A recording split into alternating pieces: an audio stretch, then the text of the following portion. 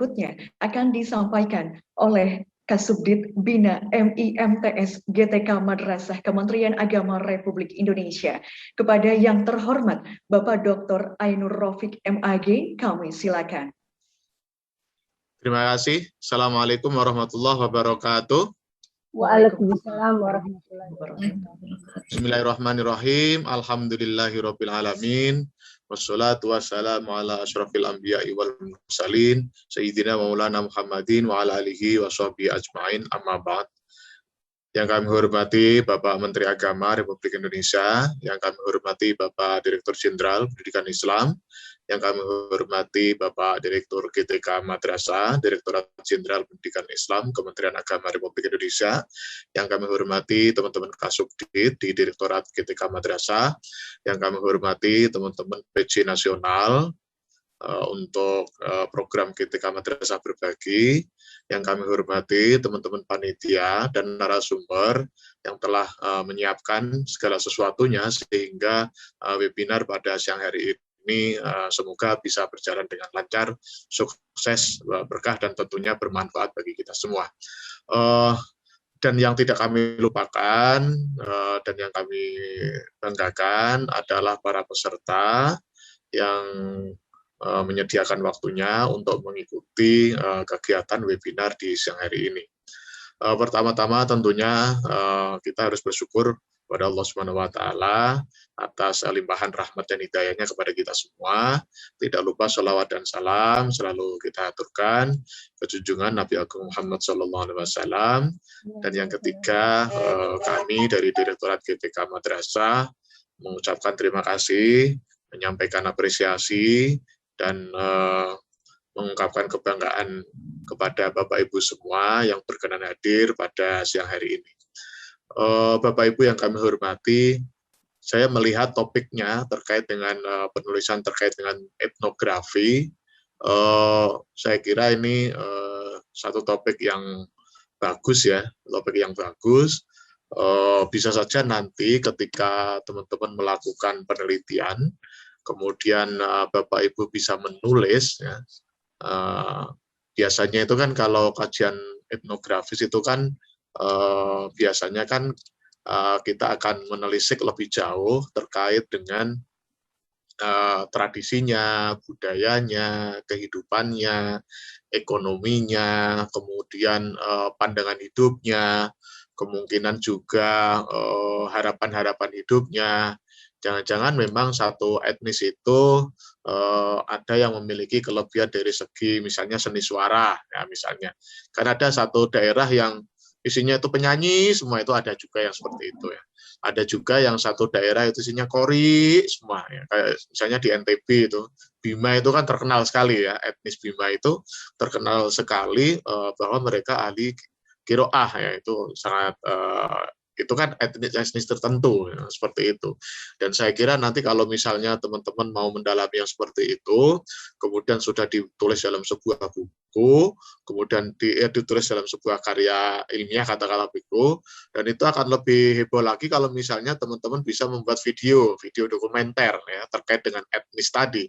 Misalnya ini teman-teman yang ada di Palembang ya, Jambi ya, di Jambi misalnya, itu kan ada suku anak dalam misalnya, nah seperti itu. Kemudian ya kita tidak harus di pedalaman, tidak harus ya, di kota pun juga boleh ya. Misalnya imigran ya, bukan imigran ya, urban ya, orang-orang urban atau katakanlah orang yang katakanlah pendatang ya, misalnya di Bandung. Nah, itu kita menelisik satu daerah yang asalnya dari mana misalnya dari misalnya yang ke Bandung misalnya dari Jawa Tengah misalnya, kita teliti di situ ketika kehidupan di Bandungnya itu kayak apa. Jadi memang tidak harus di daerah terpencilnya. Tetapi kalau sudah mendapatkan sampel di kota, misalnya di Bandung begitu sebagai titik tolak, nanti untuk lebih mendalami lagi, untuk mendapatkan data-data atau fakta-fakta yang lebih dalam lagi, bisa datang ke lokasinya. Itu biasanya kan kalau di dalam kota itu kan ada sekumpulan organisasi-organisasi daerah ya. Ya, misalnya paguyuban masyarakat Tegal di Jakarta misalnya. Dan kebetulan kan jualannya warteg semua. Nah, itu saya kira bisa juga dijadikan sebagai objek kajian, dan itu yang dilihat itu secara terperinci ya. Jadi jangan secara umum, tapi detail-detailnya ya, mulai dari kehidupan dari pagi sampai pagi tuh ngapain aja ya kan. Kemudian dari segi pandangan hidupnya kayak apa, kemudian hidup ini sebenarnya dia mau apa. Nah, itu kan bisa digali, data-data yang seperti itu bisa digali. Kalau misalnya teman-teman bisa melakukan itu, semua etnis di Indonesia itu saya kira nanti akan menjadi salah satu bahan pustaka yang luar biasa banyaknya. Dan itu saya kira teman-teman bisa melakukan itu. Dan itu saya kira teman-teman tidak harus ya itu melakukan penulisan itu secara individual ya. Bisa juga dilakukan secara kolaboratif. Secara kolaboratif itu misalnya 1, 2, 3 atau 4 orang atau 5 orang. Ya itu ya. Jadi bisa jadi itu guru-guru ini kan guru-guru antropologi ya, guru-guru antropologi misalnya di 2 kabupaten yang berbeda atau di 3 provinsi yang berbeda, itu bisa melakukan kajian-kajian secara bersama. Nah, misalnya tadi saya contohkan misalnya di Bandung, kebetulan dia dari Jawa Tengah. Nah, kebetulan dari Jawa Tengah itu, jadi penelitinya ada yang dari Bandung, ada yang dari Jawa Tengah. Jadi ketika kita mau mencari data yang ada di Jawa Tengah, cukup teman yang di Jawa Tengah itu. Komunikasi kita lewat apa? Lewat link video conference ini. Nah, saling berbagi, saling melaporkan, oh data kami diskusinya juga memakai link Zoom meeting ini. Nah, link Zoom meeting ini bisa digunakan kapan? Ya, saya kira di sela-sela kita yang masih kosong ya. Nah, kalau menurut jadwal kan kita masih di jam 5 sampai di jam 21. Artinya teman-teman nanti bisa diskusi di jam 22 sampai jam 24. Nah, nanti kalau misalnya udah penuh Pak sampai jam 24, ya nanti giliran yang jam 1 sampai jam 3 malam. Nah, jadi bisa itu digunakan seperti itu. Nah, link video conference ini bisa digunakan untuk 24 jam. Artinya terkait dengan kasus-kasus yang seperti itu ya, terkait dengan penelitian. Saya kira teman-teman bisa juga melibatkan, tidak harus misalnya di Jawa Barat dan sama Jawa Tengah. Bisa saja misalnya dari Jambi, kemudian kerjasamanya dengan mana? Kalimantan Selatan, dengan Manado. Nah, itu bisa dilakukan seperti itu. Yang penting kita memiliki jaringan internet, bisa berkomunikasi, kemungkinan instrumennya dibuat sama, kemudian landasan teorinya dibuat sama, dan sebagainya, dan sebagainya. Nah, ketika misalnya teman-teman itu sudah memiliki kajian ilmiah seperti itu, kemudian bisa membuat semacam tulisan karya itu sudah jadi. Nah, ketika karya itu sudah jadi, Bapak Ibu bisa membuat produksi lebih jauh lagi. Apa produksi lebih jauh? Produksi lebih jauh adalah kita membuat skenario, membuat film dokumenter. Nah, film dokumenter itu saya kira teman-teman tidak harus guru-guru antropologi saja, tetapi bisa melibatkan yang ahli IT, bisa juga melibatkan yang ahli sastra, bisa juga yang melibatkan ahli seni ya, misalnya dalam penyusunan skenario dan sebagainya dan sebagainya. Ya, inilah yang kita sebut sebagai penelitian atau riset kolaboratif. Jadi artinya tidak hanya dilakukan oleh satu orang. Dan ini medianya saya kira sangat mendukung ya. Nah, sekarang kita ini kan hidup di dunia maya, ini kan kita mungkin sudah hampir 50% lah. Atau paling enggak ya 40-60% lah kehidupan kita ini kan sudah. Coba Bapak Ibu yang kami hormati, ketika kita menengok HP, itu jangan-jangan ketika 1 jam nggak nengok HP itu kita udah kelabakan ya. Nah, itu adalah sebagai tanda bahwa kita ini sudah hidup di 2 dunia. Dan itu saya kira bisa kita manfaatkan, bisa kita maksimalkan, optimalisasi peran guru dan tenaga kependidikan madrasah khususnya terkait dengan membuat konten-konten yang positif, sekali lagi yang positif, sekali lagi yang positif, dan sekali lagi yang positif. Jadi semua konten yang kita isi, yang kita buatkan, yang kita produksi semuanya adalah berbasis yang positif. Nah, itu barangkali yang terkait dengan etnografis. Kemudian selanjutnya, Bapak Ibu yang kami hormati, teman-teman mungkin yang antropologi ya, saya tidak tahu apakah guru-guru yang hadir di sini ini semuanya sudah tercatat di kelompok kerja ya. Mungkin saya sedikit informasi terkait dengan Pokja Bapak Ibu ya. Jadi Pokja itu singkatan dari kelompok kerja. Kelompok kerja, kalau kelompok kerja di Direktorat GTK itu ada dua. Kelompok kerja di Direktorat GTK itu ada dua. Secara garis besar ada dua. Yang pertama adalah kelompok kerja guru, yang kedua adalah kelompok kerja tenaga kependidikan. Jadi istilahnya Pokja guru madrasah dan Pokja tendik madrasah. Nah, Pokja guru madrasah itu sesuai dengan jenjangnya. Kalau misalnya RA ya RA, MI ya MI, MTS ya MTS, MA ya MA. Jangan dicampur aduk. Nah, jadi Pokjanya ada yang guru RA, ada yang guru MI, guru MTS, guru madrasah aliyah itu nggak boleh. Jadi yang namanya Pokja kelompok kerja itu ya satu jenjang ya. Nah, kalau untuk RA dan MI itu namanya KKG, kelompok kerja guru namanya. Jadi kalau RA dan MI namanya KKG, tapi kalau untuk MTS dan aliyah itu namanya MGMP karena sudah mapel. Jadi misalnya MGMP antropologi MA misalnya ya, atau MGMP misalnya Al-Quran Hadis MTS misalnya seperti itu. Jadi jangan ngumpul, yang MTS ngumpul aliyah, yang aliyah ngumpul MI jangan ya. Jadi itu sesuai dengan jenjangnya masing-masing. Itu yang kita sebut sebagai Pokja. Dan di Direktorat GTK Madrasah sekarang sudah ada yang namanya Sistem Informasi Manajemen Kelompok Kerja Guru dan Tenaga Kependidikan yang kita singkat dengan istilah SIM KKGTK Madrasah. Jadi bagi Bapak Ibu yang belum masuk di dalam Pokja, kemudian belum masuk di sistem KKGTK, Bapak Ibu bisa mengusulkan, bisa berkonsultasi sama kepala madrasahnya atau dengan kepala seksi yang ada di kabupaten kota masing-masing. Nah, itu sedikit informasi ya. Nah, jadi yang pertama, kategori pertama adalah kelompok kerja guru, kategori kedua adalah kelompok kerja tendik madrasah. Nah, untuk tendik madrasah itu ada tujuh golongan ya, atau 7 kategori.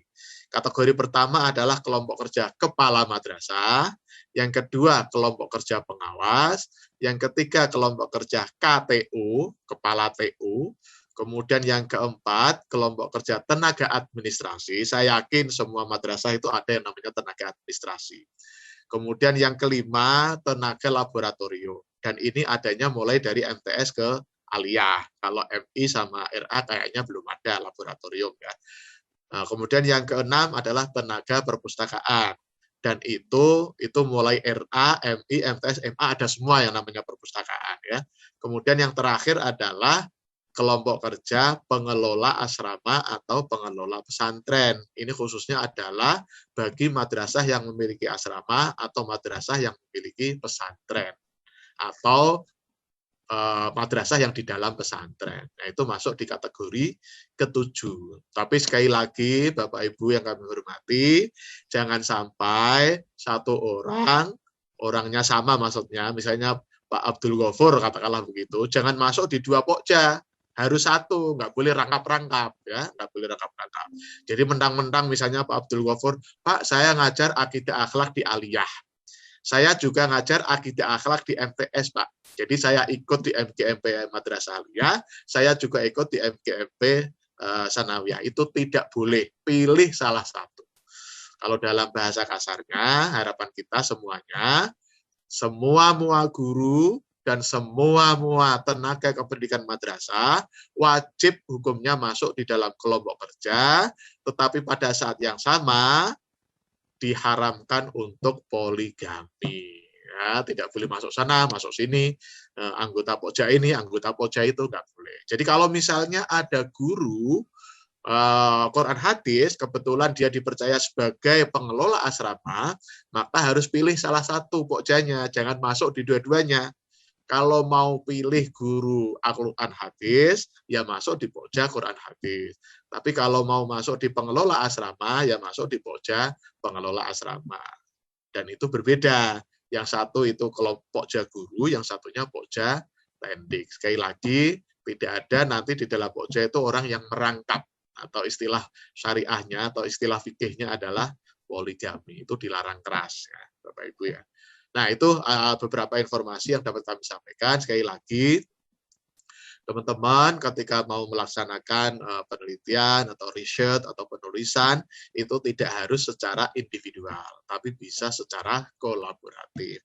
Manfaatkan semua teknologi informasi, manfaatkan semua alat ya, alat-alat canggih yang bisa digunakan untuk mendukung kegiatan penelitian atau riset secara kolaboratif. Dan yang terakhir, kami dari Direktorat GTK Madrasah mengucapkan terima kasih yang sebesar-besarnya, mengapresiasi dan kebanggaan yang setinggi-tingginya. Pertama kepada PJ Nasional, kedua kepada narasumber dan panitia yang telah menyiapkan segala sesuatunya, dan tentunya para peserta yang pada siang hari ini menyempatkan waktunya dan menyediakan kuota internetnya untuk mengikuti webinar ini. Saya yakin Bapak Ibu yang hadir di sini hanya satu tujuannya, yaitu tholabul ilmi, menambah ilmu, menerima ilmu, memberikan ilmu, dan semuanya itu bermanfaat bagi kita semua. Barangkali demikian, mari kita buka acara ini dengan bersama-sama membaca basmalah. Bismillahirrahmanirrahim. Terima kasih. Mohon maaf atas segala kekurangan. Wallahul muwaffiq ila aqwamit thoriq. Assalamualaikum warahmatullahi wabarakatuh. Waalaikumsalam warahmatullahi wabarakatuh. Dihaturkan terima kasih kepada Bapak Dr. Ainur Rafiq MAG yang telah memaparkan sambutan dan memberikan arahan kepada kita semua untuk terus berkarya dan berkreasi dalam bentuk digital. Pastinya hadirin yang berbahagia sudah tidak sabar ingin kita simak bersama pemaparan materi webinar yang sungguh luar biasa dari narasumber kita yang tentunya akan dipandu oleh moderator yang sangat cantik kepada yang kami hormati Ibu Lina Herlina SPD MPD dari Mandua Bandung. Kami silakan. Baik. Terima kasih Ibu Rini Lusiani SPD yang telah menjadi MC. Bismillahirrahmanirrahim. Assalamualaikum warahmatullahi wabarakatuh. Alhamdulillahirabbil alamin wa bihi nasta'inu umuri dunya waddin wassalatu wassalamu ala asyrafil anbiya'i wal mursyalin wa ala alihi wa sahbihi ajma'in. Amin. Kepada yang terhormat Direktur Jenderal Pendidikan Islam Kementerian Agama Republik Indonesia, Bapak Profesor Dr. Haji Muhammad Ali Ramdhani SPP MI. Yang saya hormati Direktur GTK Madrasah Kementerian Agama Republik Indonesia, Bapak Dr. Muhammad Jen MAG. Yang saya hormati Koordinator Komponen 3 PKB GTK Madrasah Kementerian Agama Republik Indonesia, Bapak Dr. Haji Ainur Rafiq MAG. Yang saya hormati penanggung jawab mata pelajaran antropologi Ibu Siti Murniati Hoding SSOS. Yang saya hormati narasumber kita hari ini Bapak Andi Batara Al-Isro SSOS. Dan tak lupa yang saya hormati peserta webinar yang telah hadir di room ini. Puji dan syukur kita panjatkan kehadirat Ilahi Robbi. Salawat serta salam semoga terlimpahkan kepada baginda Nabi Muhammad Sallallahu Alaihi Wasallam, kepada para sahabatnya, serta kepada kita selaku umatnya. Semoga kita semua mendapat syafaat di yaumul akhir. Amin ya Allah ya Rabbal alamin. Baik Ibu dan Bapak hebat yang ada di seluruh Nusantara, izinkan saya Lina Herlina, Mandua Bandung, Kabupaten Bandung sebagai moderator yang akan memandu webinar hari ini dengan topik menulis etnografi memahami manusia. Baiklah Bapak Ibu hebat, saya akan membacakan CV dari narasumber. Nama Andi Batara Al-Isro, SSOS, tempat dan tanggal lahir Ujung Pandang, 9 Januari 1994. Pendidikan S1 Antropologi Unhas, S2 Mahasiswa Antropologi di University of Auckland, New Zealand.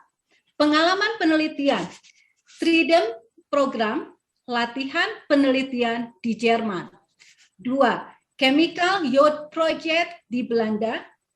3. Asisten penelitian di University of Auckland. 4. Sitoja oleh Kemenkes. 5. Penelitian komunitas adat terpencil Kemensos. Penelitian pemuda dan Indonesia Australia Indonesia Center.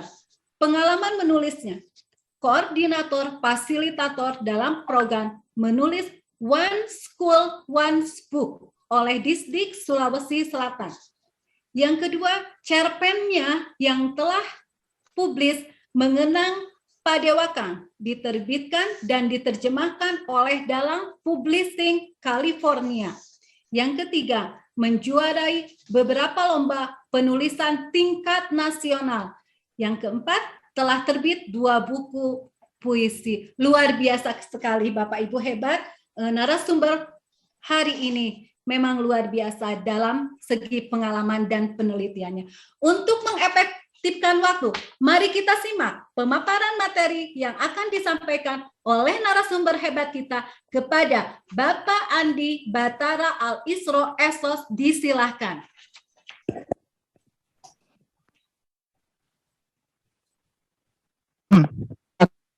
Dengaran suara saya Bapak Ibu sekalian? Terdengar Bapak jelas. Oke, jelas ya. Bismillah, Assalamualaikum. Waalaikumsalam. Alhamdulillah rabbil alamin. Wa bihi nasta'inu ala umuri dunya waddin. Shalatu wassalamu ala asyrafil anbiya'i wal mursalin wa ala alihi washabihi ajma'in, amma ba'd. Alhamdulillah rabbil alamin, puji syukur kita panjatkan kehadirat Allah Subhanahu wa taala karena atas berkat limpahan rahmat dan hidayahnya sehingga kita masih bisa hadir dan meluangkan waktu di ruang webinar ini. Salam dan salat juga tercurah kepada baginda Rasulullah Muhammad SAW, yang mana beliaulah suri tauladan kita semua. Pertama-tama izinkan saya mengucapkan terima kasih banyak kepada pelaksana kegiatan webinar ini yang telah mengizinkan saya untuk berbagilah ceritanya. Bukan menggurui karena Bapak Ibu semua adalah guru-guru hebat. Saya cuma ingin berbagi gitu, sharing pengalaman mungkin, dan mungkin saya tahu yang Ibu dan Bapak guru tidak tahu, dan mungkin Bapak Ibu sekalian tahu apa yang saya tidak tahu. Sebelumnya saya juga mohon maaf karena saya lagi di luar, saya sedang di kafe karena ada juga meeting yang harus saya laksanakan setelah kegiatan ini, dan makanya saya tidak bisa pasang background. Saya sudah coba tapi gagal hasilnya. Saya mohon maaf sekali. Kemudian mohon maaf juga kalau ada mungkin sedikit suara-suara yang agak suara saya kalau agak terdistorsi. Saya mohon maaf atas ketidaknyamanannya. Yang saya hormati Bapak Ibu guru sekalian, saya merasa senang dan bahagia bisa ketemu dengan guru-guru hebat dari madrasah. Karena saya sebetulnya juga alumni madrasah. Saya dari Madrasah Aliyah Negeri 2 Makassar gitu.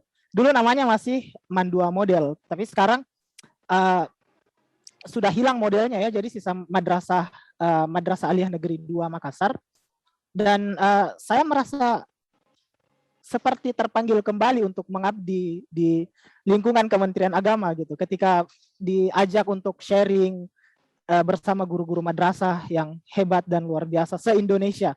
Ini mungkin bisa jadi salah satu, bisa dibilang kegiatan webinar saya yang sangat emosional gitu, secara pribadi bagi saya. Baik Bapak Ibu guru hebat sekalian, mohon maaf saya tidak bisa menyebutkan satu-satu namanya.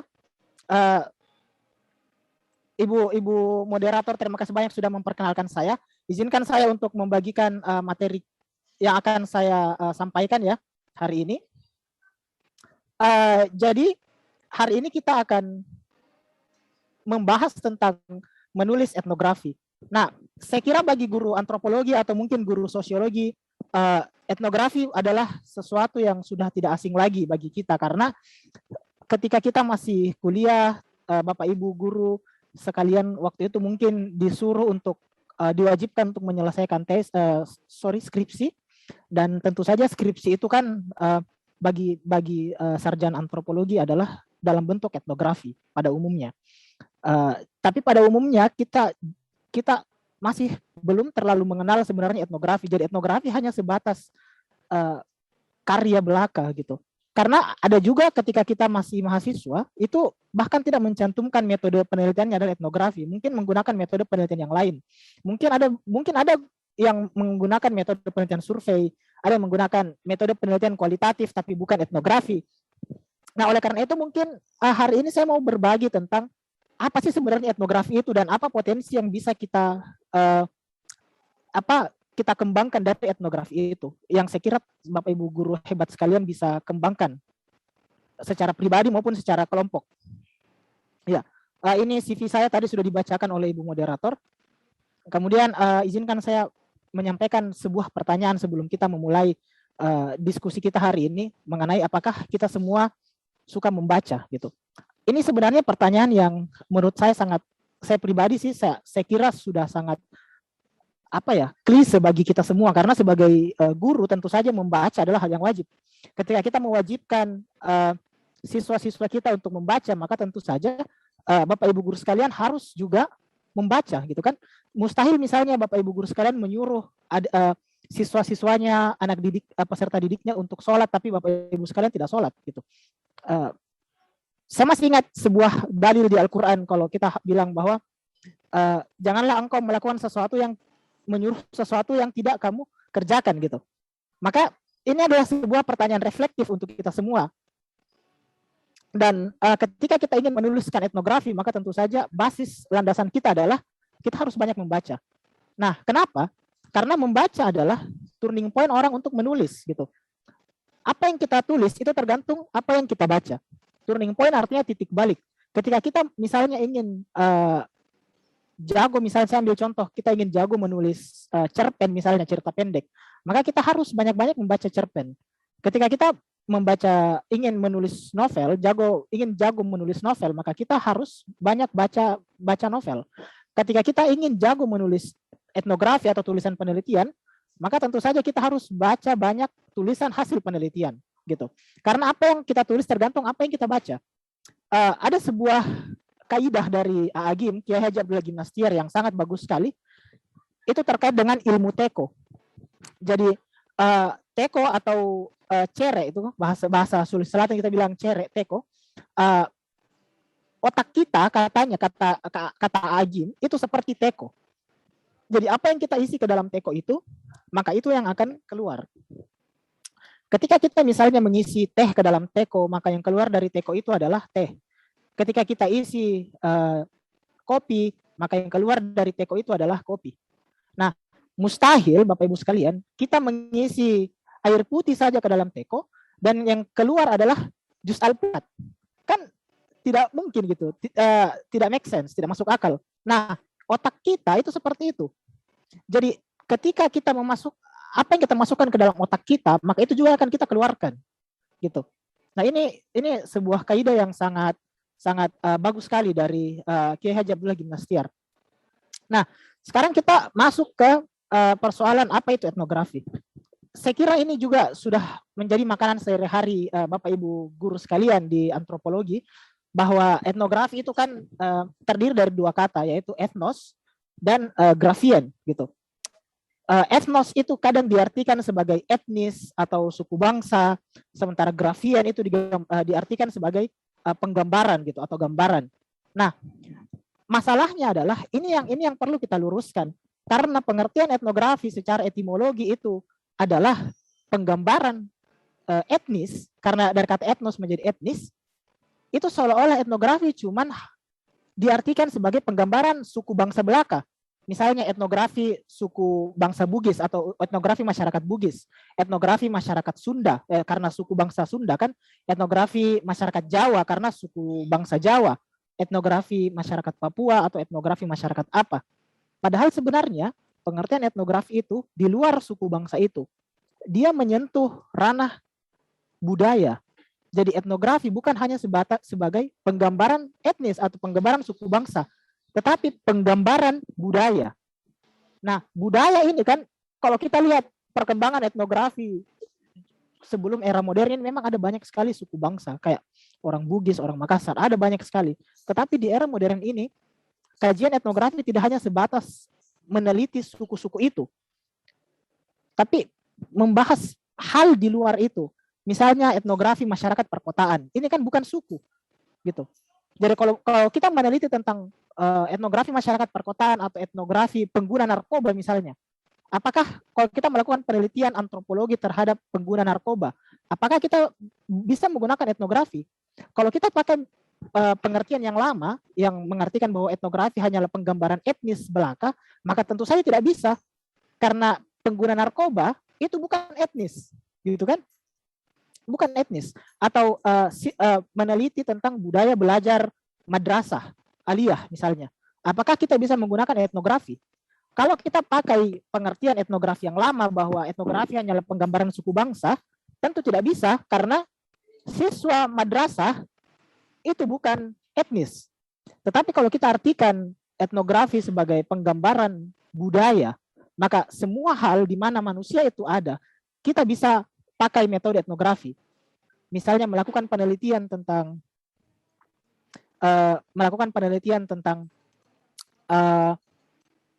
budaya belajar siswa madrasah atau budaya belajar di pesantren. Itu semua bisa kita teliti dalam metode etnografi.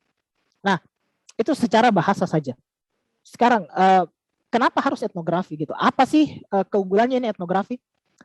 Yang pertama, etnografi itu melihat gambaran utuh suatu budaya atau kelompok. Jadi tidak dilihat secara parsial. Misalnya, tidak sebatas satu sisi saja, tapi kita lihat keseluruhan dimensi secara utuh suatu kelompok itu. Kita akan meneliti secara komprehensif suatu kelompok atau suatu objek penelitian kita. Kemudian yang kedua, kita memahami masyarakat dari sudut pandang mereka sendiri atau their own world view. Misalnya begini, kekurangan penelitian ilmu sosial pada umumnya itu terlalu positivistik. Positivistik berarti kita melihat, kita kebanyakan cuman meneliti, misalnya kita mau meneliti tentang begal gitu kan, komunitas pembegal misalnya. Kita mau meneliti tentang komunitas pembegal. Nah, karena pembegal ini adalah sebuah bentuk kejahatan dan orang-orang yang melakukan pembegalan ini sudah memiliki stigma bahwa mereka adalah orang jahat dan lain-lain, maka terkadang kita ada bias di situ. Bias dalam artian kita tidak melihat apa sih misalnya yang melandasi mereka melakukan pembegalan. Kita cuma melihat itu adalah sebagai sebuah kejahatan. Tetapi bisa jadi ada alasan-alasan lain di mana mereka melakukan pembegalan, dan dengan melakukan etnografi kita bisa gali itu barang gitu. Kita bisa gali sampai ke akarnya, kira-kira kenapa pembegalan itu bisa terjadi gitu. Jadi kita pahami bagaimana mereka melihat dunia mereka gitu, bukan dari perspektif kita. Karena kebanyakan ilmu sosial melihat sebuah kelompok itu dari perspektif kita sebagai peneliti. Sementara etnografi memberikan pilihan, memberikan opsi bahwa kita bisa melihat sebuah fenomena dari sudut pandang mereka dan juga dari sudut pandangnya kita gitu. Kemudian yang ketiga, sifatnya yang bottom up. Ya, berarti kita betul-betul melihat itu dari akarnya gitu, melihat persoalan dari akarnya. Nah, apa sih metode penelitian yang digunakan dalam penulisan etnografi? Jadi pada umumnya itu kita menggunakan dua tentang teknik pengumpulan datanya. Yang pertama, yang menjadi ciri khas etnografi tentu saja adalah pengamatan atau observasi, dan yang kedua adalah wawancara. Nah, pengamatan ini ada sebuah bentuk yang sangat khas etnografi, namanya pengamatan partisipatif atau participant observation. Kalau Bapak Ibu guru sekalian pernah nonton Jejak si Gundul, nah itu contoh pengamatan partisipatif yang bagus, karena dia melakukan observasi sekaligus ikut turun ambil bagian dalam apa yang dia kerjakan gitu. Jadi misalnya melakukan penelitian tentang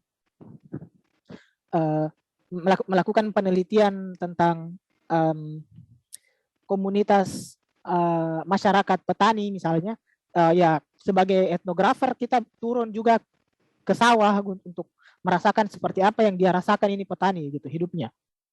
Atau mungkin kayak kalau kita lihat di televisi dulu ada acara Jika Aku Menjadi. Nah itu sebenarnya kerja-kerja etnografi seperti itu.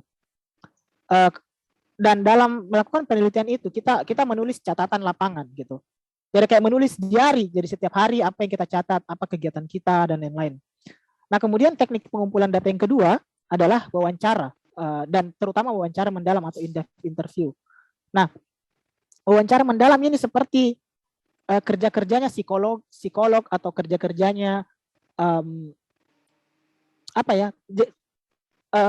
konsultan gitu. Jadi kita wawancara orang untuk menggali informasi-informasi rahasia yang mungkin dia tidak mau ungkapkan ke orang, tapi dia mau ungkapkan ke kita gitu. Dan ini keunggulannya etnografi. Dan untuk mendapatkan ini memang pertama butuh skill jam terbang, yang kedua memang juga harus tahu teknik-tekniknya seperti apa. Nah, saya berkali-kali ketika melakukan penelitian, partisipan saya atau orang yang saya wawancara itu, mereka mengungkapkan rahasia yang tidak dia ungkapkan kemana-mana gitu. Jadi secara tidak langsung saya tahu banyak rahasia partisipan, banyak rahasia yang dia ungkapkan ya karena kita menggunakan jam terbangnya kita sudah tahu lah seperti apa cara-cara untuk mengorek data gitu. Dan bagus sekali kalau kita pelajari ini. Nah, seberapa powerful sebenarnya etnografi, seberapa kuat ini etnografi? Mungkin yang sudah familiar tahulah etnografi ini adalah salah satu, dia adalah metode atau proses dalam sebuah penelitian sekaligus hasil dari sebuah penelitian. Jadi ketika orang melakukan penelitian etnografi itu juga disebut sebagai penelitian etnografi, dan hasil dari penelitian itu yang dituliskan itu juga disebut sebagai etnografi, sebagai karya gitu. Jadi karya etnografi. Nah, ini saya ambil beberapa contoh ya tentang seberapa powerful ini etnografi.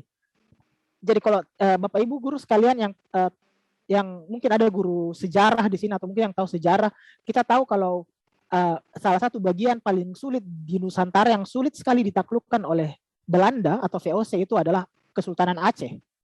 Kesultanan Aceh itu sangat sulit untuk ditaklukkan oleh Belanda. Nah, karena tidak bisa melalui konfrontasi dan sama halnya akhirnya Belanda menggunakan salah satu teknik licik yang juga dia gunakan ketika memecah Kesultanan Yogyakarta menjadi dua melalui politik divide et impera gitu kan. Nah, di dalam kasus Aceh, Belanda mengutus satu orang namanya Dr. Snoek Hurgronje gitu. Snoek Hurgronje ini adalah etnografer, dia peneliti yang tahu etnografi. Dilakukan oleh Snoek Hurgronje ini adalah dia pura-pura tanda kutip masuk Islam, pergi naik haji ke Mekah, pulang-pulang jadi ulama. Padahal ini bahasa kita ini dia non muslim gitu, dia kafir lah gitu kan, bahasa kasarnya dalam Islam. Tapi dia dianggap sebagai ulama karena dia tahu bahwa orang Aceh itu adalah religious minded people, orang yang betul-betul sangat religius gitu. Jadi cara untuk memecah masyarakat Aceh adalah dengan dipercaya. Bagaimana caranya ya? Kita menjadi muslim.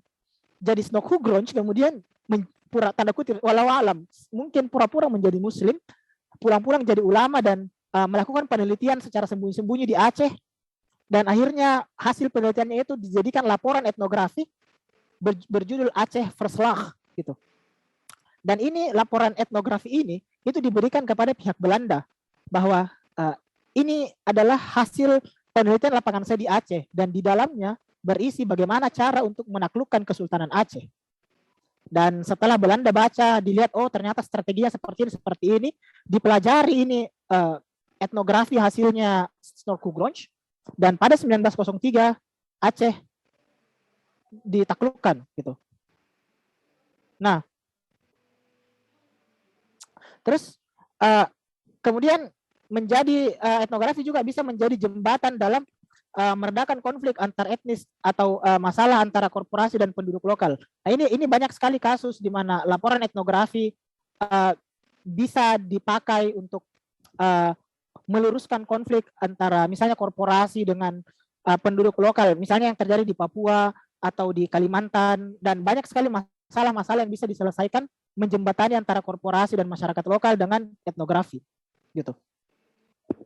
Nah, sekarang bagaimana langkah-langkah menulis etnografi? Tentu saja ada prosedur-prosedur yang harus kita lakukan. Yang pertama adalah melakukan prapenelitian. Prapenelitian ini berarti kita melihat seperti apa sih potensi yang bisa kita teliti, kayak apa ya, melihat-lihat dulu, atau kita sudah tahu kumpulkan beberapa data atau literatur yang mungkin bisa kita jadikan penelitian. Masalah-masalah, kita kumpulkan masalah. Kemudian yang kedua, membaca literatur yang berhubungan dengan kajian yang diteliti. Jadi misalnya kita mau meneliti tentang pengguna narkoba misalnya, maka ya kita baca banyak literatur tentang penelitian tentang narkoba gitu. Kemudian yang ketiga ini pengurusan etika penelitian. Nah, etika penelitian ini penting supaya tidak terjadi lagi apa yang misalnya Snow Gronch lakukan di masa lalu gitu.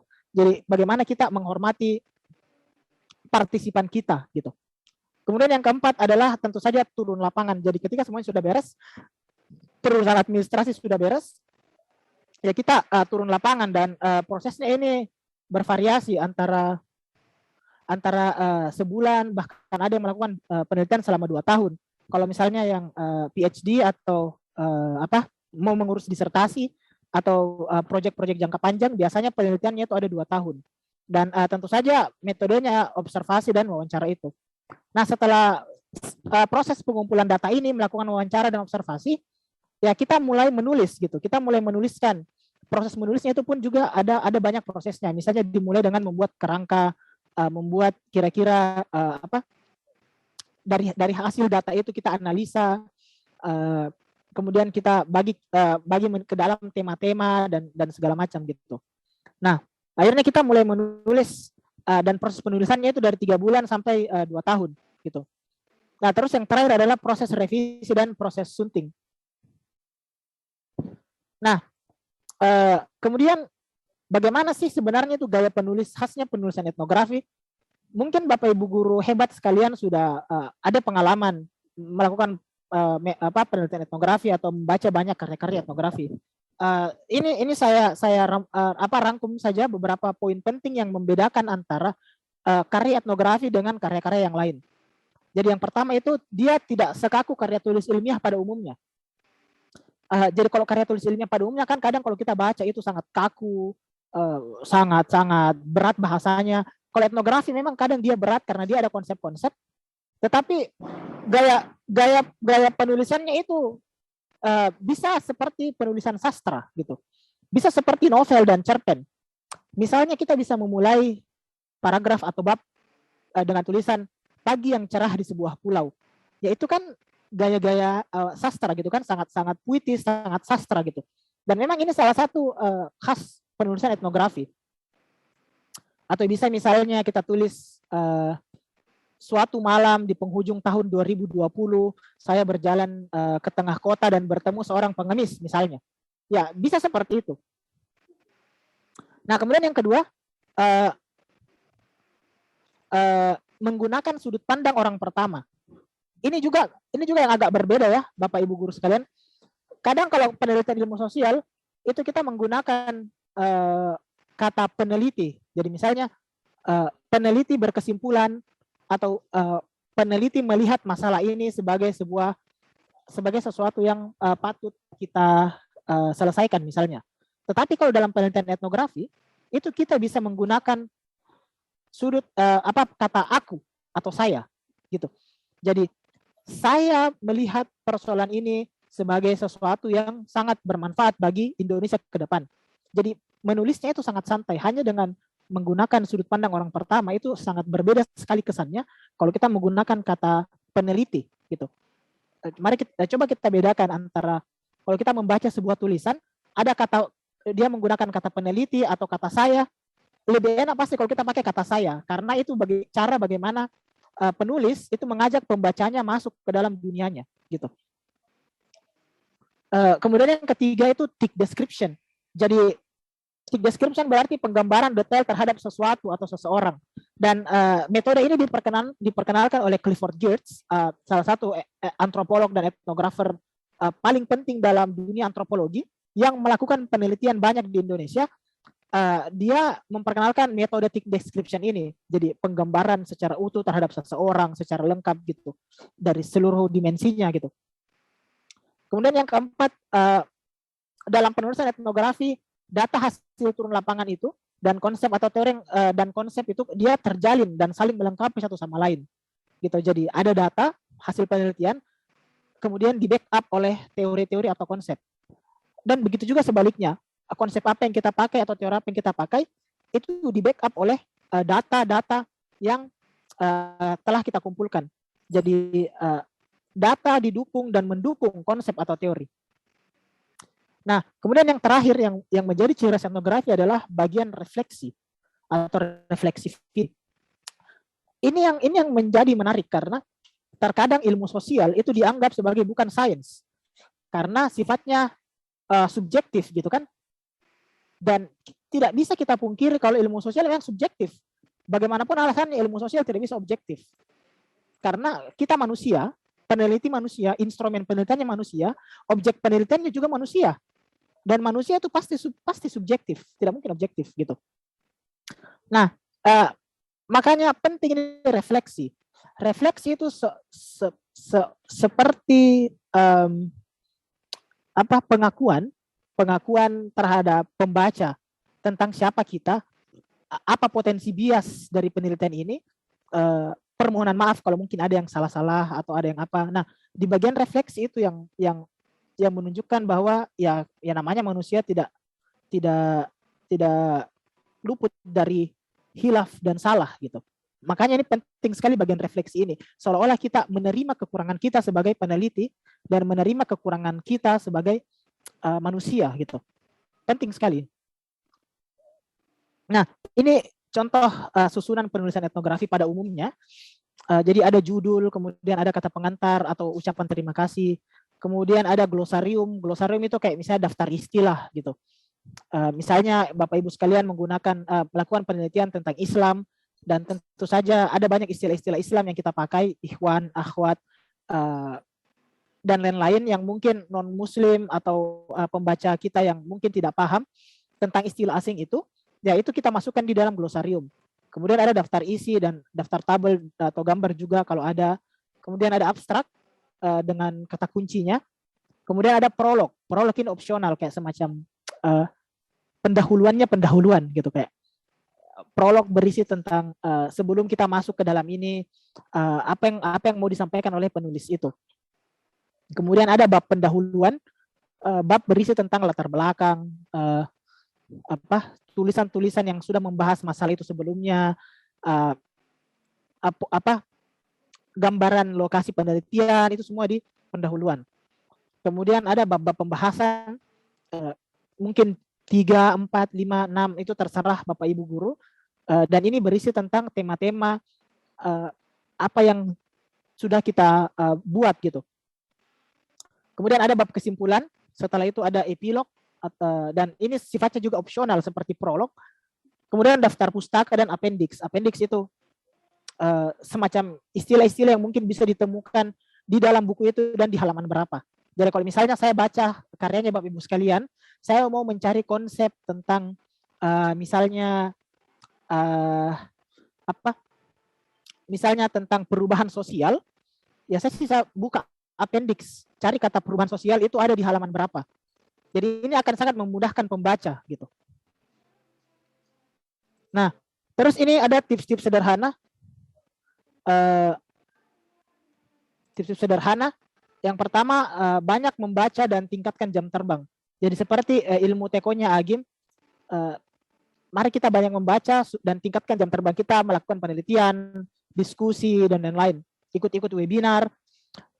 Kemudian yang kedua, peka dalam melihat masalah di sekitar kita. Ini sangat penting supaya kita bisa paham tentang etnografi itu dan akan meningkatkan jam terbang kita. Mengasah kepekaan kita berarti kita bisa melihat masalah-masalah apa yang ada di sekitar kita. Kemudian membuat kerangka tulisan. Nah, ini juga penting sebelum memulai penulisan kita bagus buat kerangkanya. Misalnya apa dulu idenya atau masalahnya atau premisnya. Kemudian bagi tulisan itu menjadi beberapa segmen atau bab. Jadi ada paragraf-paragraf pendahuluan, kemudian inti, akhir, kemudian susun apa yang hendak kita tulis dalam tiap segmen itu. Nah, ini contoh saja ya, contoh penulisan judul. Misalnya kita mau melakukan penelitian tentang nelayan Makassar. Jadi ini masalahnya, premisnya. Nelayan Makassar semakin miskin karena reklamasi Pantai Losari. Pemerintah tidak peduli rakyat miskin. Mata pencarian hilang, ikan-ikan menjauh, semakin susah cari ikan. Dilakukan di Makassar 2021. Ini contoh penelitian. Nah, kira-kira cara membuat judul seperti apa? Yang bagus dalam etnografi tentu saja. Ini ada 4 opsi judul. Judul pertama, peningkatan tingkat kemiskinan pada nelayan Makassar sebagai dampak dari reklamasi. Ini sangat kaku. Judul yang kedua, reklamasi yang memiskinkan. Titik 2, studi etnografi pada komunitas nelayan di Makassar. Ini contoh judul etnografi yang bagus. Judul yang ketiga, ketidakpedulian pemerintah di Kota Makassar terkait kemiskinan nelayan. Ini judulnya terlalu sempit karena skopnya yang mau kita bahas itu bukan cuma tentang ketidakpedulian pemerintah, tetapi tentang reklamasi, tentang kesulitan ekonomi, tentang kerusakan lingkungan dan lain-lain. Kemudian yang keempat, pantai yang lenyap, ikan-ikan yang hilang. Studi etnografi pada komunitas nelayan Makassar terkait dampak dari reklamasi. Nah, ini juga judul etnografi yang bagus. Jadi judul 2 dan judul 4, Bapak Ibu guru hebat sekalian, adalah judul-judul yang menggambarkan sebuah karya etnografi gitu. Puitis, enak dibaca, provokatif, asik, tapi merangkum semuanya gitu. Kalau kita bandingkan misalnya judul 1 dan judul 4, sangat beda sekali. Judul 1 itu sangat kaku dan sangat kaku sekali judul 1, dan judul 4 itu ya sangat bagus. Jadi poinnya adalah respect people, humanize human, every person is important, every story matters, gitu Bapak Ibu sekalian. Jadi ini kesimpulannya. Terima kasih atas waktunya. Mungkin saya kembalikan ke moderator. Silakan. Baik Bapak Andi, terima kasih atas pemaparannya Bapak Ibu hebat yang berada di seluruh Nusantara, luar biasa sekali. Sebentar Bapak, ada gangguan di sebelah.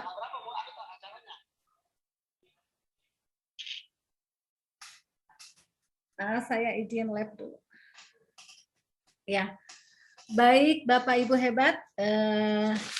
Luar biasa sekali penjelasan dari narasumber kita, Bapak Andi, yang telah memaparkan tentang etnografi. Tiba saatnya kita masuk ke sesi tanya jawab. Mungkin Bapak, prosesnya seperti ini, ada baik Ibu dan Bapak yang akan bertanya, boleh raise hand atau boleh chat. Dipersilahkan.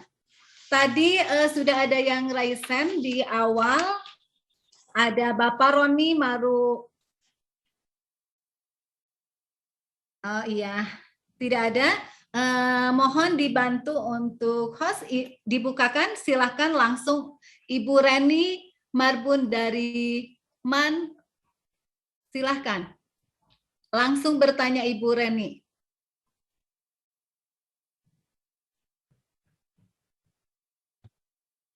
Baik Bu Reni. Dipersilahkan untuk bertanya langsung ke Bapak narasumber kita hari ini. Masih di unmute? Iya. Ibu dibuka sendiri bisa?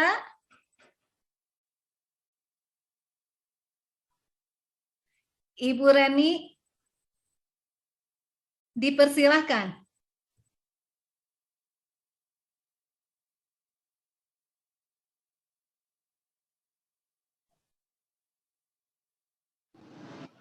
Ya, silakan Bu Reni.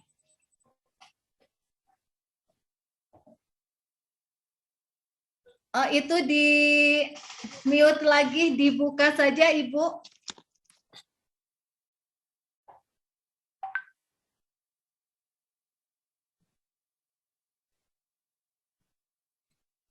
Ya, bagaimana Ibu Reni mau bertanya?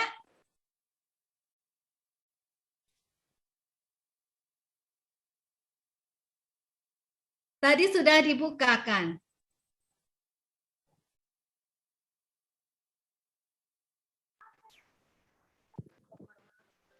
Baik, kemungkinan ada terkendala Pak Andi, kita ngobrol dulu sejenak tentang etnografi karena di chat belum ada yang bertanya. Menarik sekali Bapak, ketika tadi Bapak memaparkan sebuah langkah-langkah untuk menulis etnografi. Itu ada proses pra-penelitian terlebih dahulu yang Bapak tuliskan, dipaparkan tadi. Terus Ibu harus Leni, membaca literatur yang berhubungan dengan kajian yang akan diteliti. Nah, sebaiknya Bapak untuk menulis etnografi itu kita harus menyiapkan berbagai macam sumber terlebih dahulu ya Pak. Ya. Baik Bapak, sebentar karena itu Ibu Reni Magum sudah bisa membukakan. Silakan Ibu, dipersilakan untuk bertanya. Ibu Lina ini juga ada di kolom chat yang bertanya. Mungkin habis Ibu Reni ada yang bisa. Ya. Ya. Boleh Ibu Reni mau sekarang? Oh, Bu Reni itu lagi ya.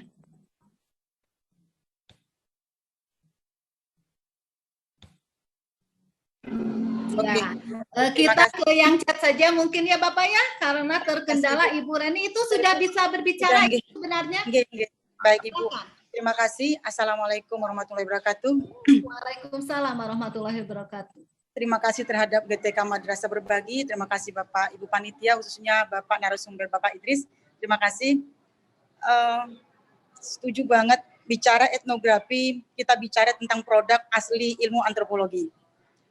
Kalau kita lihat sejarahnya tentunya terlepas dari musafir memaknai sebuah bangsa di luar Eropa, Sapages yang bersifat subjektif tulisan mereka, tapi produk etnografi kuno menjadi sebuah fondasi perkembangan ilmu antropologi di fase 2, 3, 4, dan seterusnya. Kalau kita bicara tentang etnografi, secara pribadi Bapak ini sangat bermanfaat ketika antropologi itu sekarang ini dari kelas 12 semester 2, ini digeser menjadi kelas 11 semester 1. Gitu. Kalau etnografi sangat bermanfaat, manfaatnya adalah kalau kita tarik pada konteks kekinian, maka anak-anak akan kita ajak bahwa etnografi itu justru mengikis satu etnosentrisme, bahwa relativisme itu menjadi sebuah keniscayaan gitu. Contoh Bapak, ketika misalnya Sampit adalah sebuah wilayah yang boleh dikatakan punya masa sejarah yang kelam tentang konflik etnis, etnografi itu kita pakai ketika misalnya ada siswa kita yang memperkenalkan diri ketika pertemuan pertama, memperkenalkan diri itu malu-malu untuk menyebutkan, mohon maaf, misalnya sukunya adalah dari suku yang saat itu menjadi korban gitu. Mereka begitu malu-malu. Maka saat itu saya katakan, bagaimana nak kalau kita mencoba memaknai etnografi itu dengan cara mengenal siapa budaya lokal. Maka di mana bumi dipijak, di situ langit dijinjing menjadi sebuah keharusan, dan alhamdulillah proses etnografi menjadi satu momen di mana mereka mengenal apa budaya di mana mereka tinggal gitu. Jadi betul sekali, saya setuju banget Bapak narasumber bahwa etnografi itu mampu mengikis sedikit tanda petik kecurigaan terhadap temannya yang bukan dari etnis mereka. Mengingat bukti-bukti sejarah kelam itu masih ada di internet bertaburan gitu, apakah bentuk video, tulisan, gambar. Jadi sangat relevan sekali ketika etnografi itu dalam konteks kekinian. Jadi mencoba menggerus tanda petik etnosentrismenya menjadi sebuah relativisme dan mencoba menelusuri sebuah budaya melalui file trip Bapak. Jadi etnografi itu dimodifikasi, dikombin dengan file trip. Terima kasih Bapak, itu barangkali yang ilmu yang sangat beragam untuk kami. Terima kasih Bapak Ibu Panitia, terima kasih Pak narasumber. Assalamualaikum warahmatullahi wabarakatuh. Warahmatullahi wabarakatuh. Silakan Bapak untuk langsung saja dijawab untuk pertanyaannya. Ya, terima kasih banyak pertanyaan dari Ibu Reni. Ya, saya sepakat sekali ya, kalau memang dulu etnografi ya mau tidak mau kita harus akui lahir dari proses digunakan untuk ya tanda kutip kejahatan lah gitu, terutama kejahatan kolonial dan lain-lain. Ya sudah tadi kita bahas dan dicontohkan melalui karya tulisannya Snoku Ronch itu tentang Aceh Verslag, dan ada banyak sekali hal-hal yang memang pihak kolonial gunakan gitu. Makanya setelah di awal-awal setelah Perang Dunia itu etika penelitian sangat dijunjung tinggi biar kita menghargai objek penelitian kita yang notabene adalah manusia gitu. Dan memang sebelumnya seperti tadi disebutkan oleh Ibu Leni bahwa sebenarnya kalau kita mau lihat etnografi pertama kali lahir itu dari etnografi modern ya, itu dari hasil karya cendekiawan Muslim Ibnu Battuta ya, ketika dia melakukan perjalanan ke Hindia dan dia menuliskan Kitab Al-Hin gitu, menghasilkan karya namanya Kitab Al-Hin. Itu sebenarnya adalah sebuah bentuk etnograf, bisa dibilang proto etnografi gitu, karena mendeskripsikan tentang kebudayaan India waktu itu. Dan ini juga dijelaskan oleh banyak sosiolog bahwa itulah salah satu penelitian, hasil karya penelitian sosial yang paling yang dulu dihasilkan oleh cendekiawan Muslim. Dan saya kira saya sangat sepakat juga kalau memang untuk metode etnografi yang sangat aplikatif itu memang bisa digunakan oleh Bapak Ibu guru sekalian seperti yang dicontohkan tadi, misalnya melakukan field trip, dan dalam field trip itu Bapak Ibu meminta kepada peserta didik untuk menuliskan hasil penelitiannya mungkin secara berkelompok dalam waktu misalnya 1 minggu, hidup bersama masyarakat, misalnya yang tinggal di Bandung atau di Jawa Barat mungkin bisa kalau memang ada izin dan anggaran mungkin bisa ke misalnya orang Kanekes atau orang Baduy misalnya. Itu salah satu cara yang bagus untuk melakukan field trip gitu. Atau misalnya orang di Jawa Timur mungkin bisa ke suatu tempat di pelosok desa untuk melakukan sebuah field trip selama seminggu dan kemudian hasilnya itu menjadi sebuah karya etnografi. Itu sangat aplikatif gitu. Jadi saya sangat sepakat yang dibahas sama Ibu Reni. Saya kembalikan ke moderator. Iya, terima kasih Bapak. Ini ada pertanyaan yang dari chat, saya bacakan dari Bapak Ilham Kaman. Perbedaan detail karya etnografi dengan skripsi apa saja Bapak perbedaannya? Ya, saya kira tidak ada ya perbedaan, tidak apple to apple kalau kita mau bedakan antara skripsi dan etnografi, karena bagi mahasiswa antropologi menghasilkan skripsi itu adalah etnografi. Jadi hasil penelitian mahasiswa S1 antropologi yang berupa skripsi, ya metodenya adalah etnografi dan itu bisa dibilang sebagai karya etnografi seperti itu.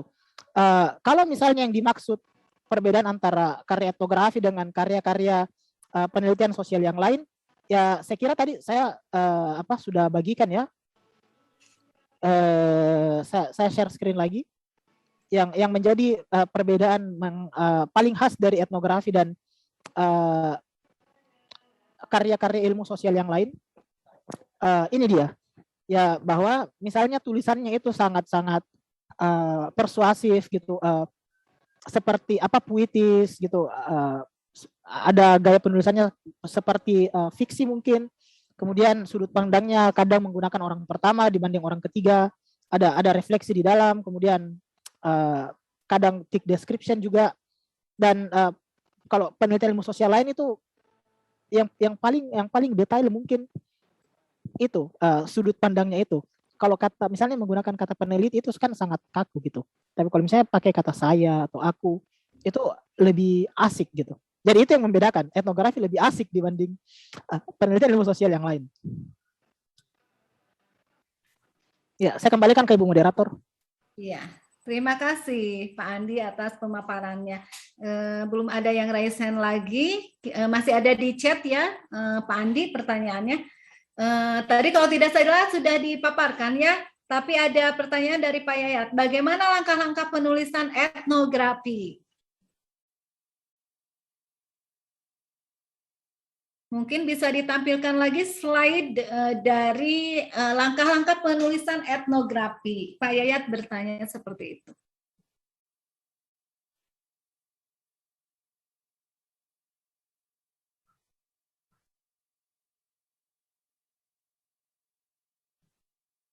Mohon izin Pak Andi itu di mute. Oh iya, ini dia langkah-langkah penulisan etnografi yang saya padatkan karena sebenarnya ini langkahnya sangat panjang ya. Maksudnya proses pra penelitian itu ada lagi langkah-langkahnya, kemudian pengurusan etika penelitian ada lagi langkah-langkahnya, turun lapangan ada lagi, proses penulisan ada lagi. Tapi secara umum ini langkah-langkah yang Bapak Ibu sekalian bisa lakukan gitu dalam melakukan proses penulisan. Mungkin ada yang mau ditanyakan mengenai langkah-langkah ini? Ya, silakan Bapak Yayat, mungkin ada yang ingin ditanyakan dari langkah-langkah ini. Mungkin Bapak Andi ini telah menuliskan langkah-langkah ini sudah secara terperinci. Artinya langkah-langkah ini sangat panjang mungkin ya Pak Andi ya kalau dijabarkan. Ini adalah step by step per poin saja yang harus dilakukan oleh kita ketika kita mau menulis etnografi. Bagaimana Pak Yayat? Ibu Lina ada lagi yang bertanya tuh di atas. Ya. Dia bilang, saya dari MA Syamul Ulum Kota Sukabumi. Ya, dari Sukabumi, Pak. Ya, bagaimana cara menilai bahwa penelitian kita itu baik dan berkualitas dari kolom chat? Iya. Ya, jadi saya bantu jawab ya. Ya, silakan. Yang membedakan adalah ada dua. Yang pertama dilihat dari segi kualitas, dan yang kedua dilihat dari kualitas substansi isi dari penelitian dari karya itu. Yang kedua dari teknisnya. Nah, substansi itu misalnya apakah datanya itu reliable atau valid, dan kemudian konsep-konsep yang digunakan apakah sesuai atau tidak, apakah analisanya bagus, bagaimana cara dia meramu data dan teori dan konsep itu secara substansi. Apakah yang disitasi atau yang di karya-karya yang dikutip itu adalah karya-karya yang bagus atau tidak, itu secara substansi. Kemudian secara teknis misalnya apakah kata-katanya yang paling sederhana kesalahan-kesalahan teknis misalnya ada kata-kata yang tidak baku digunakan atau masih banyak yang typo misalnya, atau ada kata-kata yang tidak sesuai dengan ejaan bahasa Indonesia. Misalnya penggunaan di, itu kan, ini sederhana sekali. Terkadang kita tidak tahu kapan penggunaan di itu dipisah dan kapan di-nya disambung. Misalnya ditulis, dimakan misalnya, diminum, itu kan semua di yang disambung. Karena itu adalah imbuhan. Tapi ada juga penggunaan di yang terpisah, gitu. Misalnya di spasi rumah makan atau di spasi kantor, di spasi rumah. Nah, ini kan kadang orang masih terlalu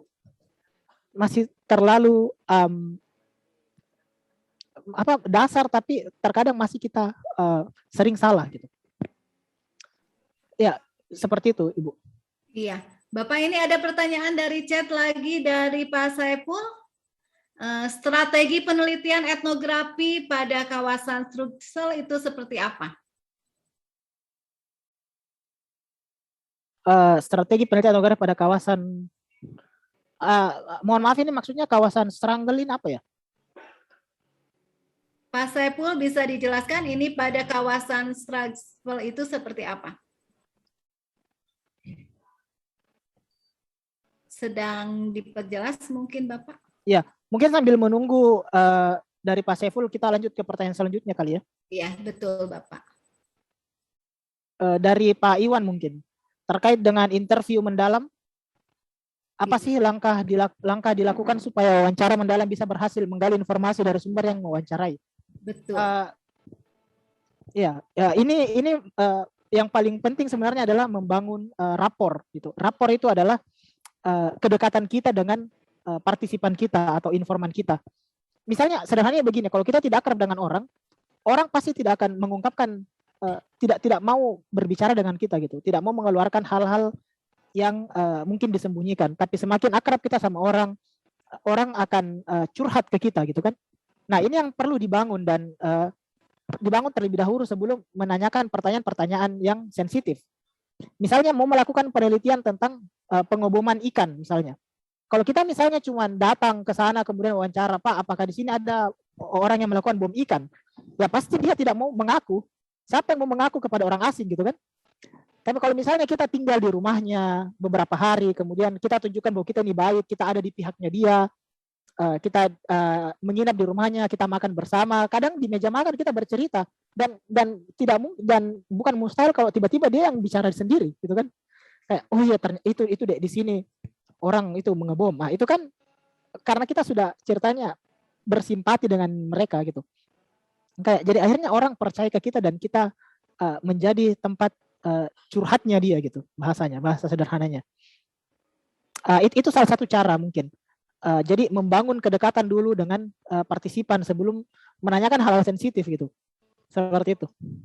Ya, baik Bapak, kita beralih ke yang raise hand ya, mungkin baik untuk Ibu Mohlisa, dipersilakan.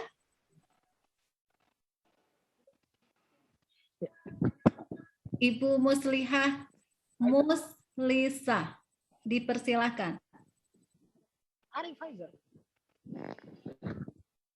Ya Bu, langsung saja bertanya. Dibuka saja Ibu Muhlisa mute-nya. Iya, silakan Ibu, sudah aktif. Sebelumnya saya minta maaf karena terlambat mengikuti meeting ini, acara ini. Yang ingin saya tanyakan Ibu, dalam hal penulisan etnografi, saya masih bingung di hal proses pengambilan judul sendiri. Kita kan dalam pembelajaran agama, terutama akidah akhlak itu, untuk mengambil sebuah judul, referensinya itu dari mana diambil untuk pengambilan judulnya. Kalau bisa disuplai kembali supaya saya lebih paham tentang materi ini. Sekian. Iya Bapak. Bapak Andi silakan. Ya, saya kira untuk pemilihan judul kadang juga menjadi sesuatu yang sangat apa ya? Mungkin dianggap sepele, tapi sebenarnya itu yang sangat penting gitu. Karena sederhananya begini, judul adalah gerbang kita, gerbang antara pembaca dan tulisan kita gitu. Ketika misalnya Bapak Ibu sekalian jalan-jalan ke Gramedia, misalnya mau cari buku, kalau misalnya kita baca judulnya tidak asik, itu pasti kayak tidak usah kita beli ini buku, gitu kan? Betul, Bapak. Betul. Kayak misalnya kita mau beli novel misalnya, terus kita lihat jalan-jalan ke Gramedia, kemudian kita lihat ada buku judulnya ternyata dia adalah ayahku. Itu kan berarti sudah spoiler endingnya, jadi tidak usah kita beli gitu. Karena tidak asik. Nah, begitu juga dengan karya etnografi. Kalau misalnya judulnya sudah kayak aduh tidak menarik judulnya ini. Ya kadang itu akan ditinggalkan gitu dan orang tidak akan baca tulisan kita. Tetapi ketika misalnya judul kita provokatif, menarik, bisa jadi itu akan sangat-sangat diminati oleh orang. Ini kembali lagi saya tampilkan di layar contoh bagaimana membuat judul yang bagus gitu. Kalau Bapak Ibu guru hebat misalnya lihat, ini yang paling pertama ini adalah premisnya kita. Jadi ada masalah misalnya yang hasil penelitian kita tentang nelayan Makassar itu yang semakin miskin karena reklamasi Pantai Losari misalnya. Dan di satu sisi pemerintah tidak peduli rakyat miskin. Kemudian mata pencarian orang hilang karena ekosistem rusak, ikan-ikan sudah tidak ada dan akhirnya nelayan susah mencari ikan kan. Makanya nelayan jadi miskin gitu. Nah, kira-kira membuat judul seperti ini bagaimana? Kalau kita perhatikan judul 1, ini sangat kaku sekali. Ini tadi contoh judul yang kaku yang dibahas sama Ibu. Peningkatan tingkat kemiskinan pada nelayan Makassar sebagai dampak dari reklamasi. Ya, kaku sekali. Tapi kalau kita perhatikan judul nomor 2 dan nomor 4, itu puitis gitu. Reklamasi yang memiskinkan misalnya. Studi etnografi pada komunitas nelayan di Kota Makassar atau pantai yang lenyap, ikan-ikan yang hilang gitu. Studi etnografi pada komunitas nelayan Makassar terkait dampak dari reklamasi. Jadi tips paling sederhana yang mungkin bisa saya kasihkan ke Bapak Ibu adalah pertama mungkin di kalimat pertama itu cari kata-kata yang kira-kira puitis. Kemudian kasih titik dua. Berikan titik dua seperti ini. Kemudian baru kita tuliskan kata-kata kakunya gitu. Studi etnografi pada studi etnografi di mana misalnya, atau etnografi tentang apa ini gitu. Nah, kata-kata awal ini kayak reklamasi yang memiskinkan atau pantai yang lenyap, ikan-ikan yang hilang, itu adalah sebuah kail gitu, kail yang akan memancing pembaca supaya enak kedengarannya gitu. Nah, yang harus Bapak Ibu guru pelajari pertama adalah bagaimana membuat ini kata-kata yang menarik ini gitu. Kalau saya sih biarkan imajinasi Bapak Ibu semua mengalir gitu. Biarkan mengalir kira-kira bagaimana caranya supaya penelitian ini tuh agak lebih sastra atau agak lebih puitis misalnya. Biasanya bisa kita dapat dari hasil penelitian. Jadi misalnya kita wawancara dengan orang, dalam penelitian kita wawancara, biasa ada kata-kata yang diungkapkan oleh informan itu bagus. Oh, kayaknya ini bagus jadi judul. Nah, itu bisa kita jadikan judul juga. Seperti itu. Ya. Mungkin masih ada yang mau disampaikan? Bapak, ini pertanyaan dari Pak Saiful itu tadi dijelaskannya begini, strategi penelitian etnografi pada etika penelitian itu seperti apa? Jadi terkait ke etika penelitiannya. Oke. Pertanyaan ini juga kayaknya sama dengan yang ditanyakan sama Ibu Yayat ya, Yayat Jumiati di kolom chat. Betul. Hanya terkait ke etikanya mungkin ya. Jadi penulisan itu kan harus kita melihat dari etika penulisan yang baik itu seperti apa di dalam sebuah penelitian, khususnya di etnografi. Oke. Sebenarnya secara umum untuk etika penelitian itu yang paling umum adalah merahasiakan identitas partisipan. Jadi siapapun orang yang kita wawancara atau itu harus kita rahasiakan identitasnya. Karena kalau misalnya bocor, itu akan bermasalah gitu kan. Bisa jadi kita meneliti tentang pengedar narkoba dan ternyata akhirnya orang itu ditangkap. Maksudnya memang narkoba itu salah dan memang itu adalah sebuah kejahatan. Tetapi dalam sebuah penelitian akademik tentu tidak perlu kita menjadikan penelitian itu sebagai alasan untuk menjebak orang. Biarkan polisi yang bergerak tentang itu gitu. Jadi intinya kita harus merahasiakan pertama identitas orang itu, siapa yang kita teliti. Kemudian yang kedua, untuk pengurusan etika penelitian biasanya kalau di Indonesia itu tidak terlalu ribet. Makanya ketika kita skripsi etika penelitiannya paling cuman surat izin gitu, surat izin melakukan penelitian ke kantor wali kota misalnya atau ke badan badan BKKMD atau Kesbangpol gitu, Kesatuan Bangsa dan apa itu namanya. Biasanya cuma kayak surat izin seperti itu, karena ketika kita misalnya mau masuk ke desa melakukan penelitian itu biasa diminta mana surat izinnya gitu. Izin penelitiannya cuma seperti itu.